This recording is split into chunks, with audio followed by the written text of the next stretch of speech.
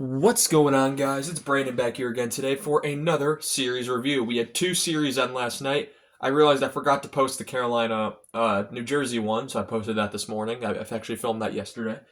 But Washington, Montreal is what we're going to start off with today, as the East is finishing really quickly opposed to the West.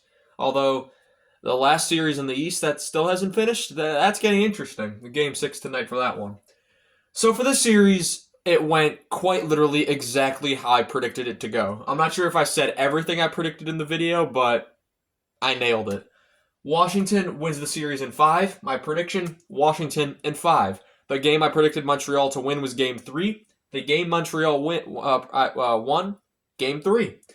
Game 1, Montreal had a chance. They fight back. They were down 2-0, and Washington gets the winner in overtime after Suzuki, I think it was, that scored late.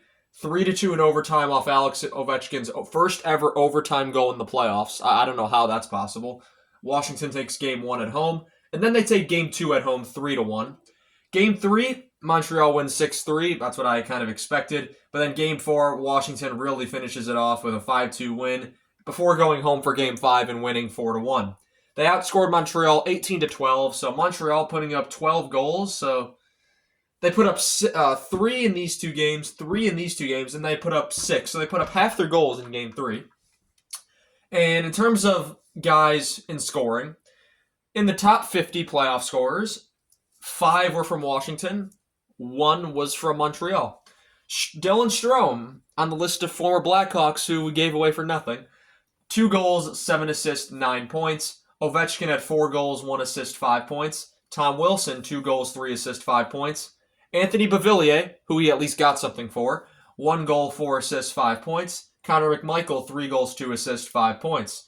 Logan Thompson was 4-1 with a 2.23 goals against average and a 9.23 save percentage. There were concerns about his possible injury going into Game 4, I want to say it was. Game 3 or Game 4, I know it was on the road. But he ended up playing through it, and he was phenomenal. Logan Thompson, absolutely phenomenal in this series. For Montreal, only Lane Hudson gets on the board. No goals, 5 assists, 5 points.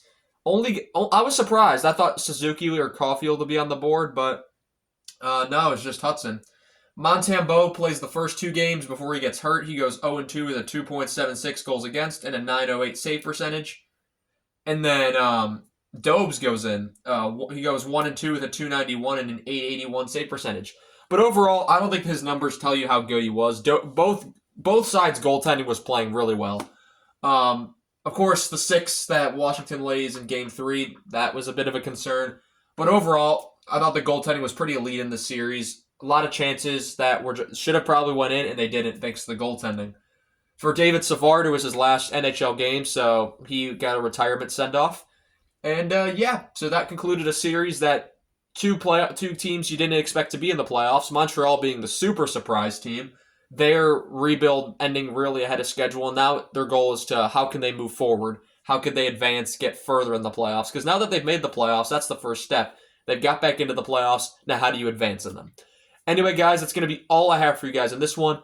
Look forward to the next series review coming out right after this one. It's the Battle of Florida. I want to thank you all so much for watching, and I shall see you all in the next one. Have a good one.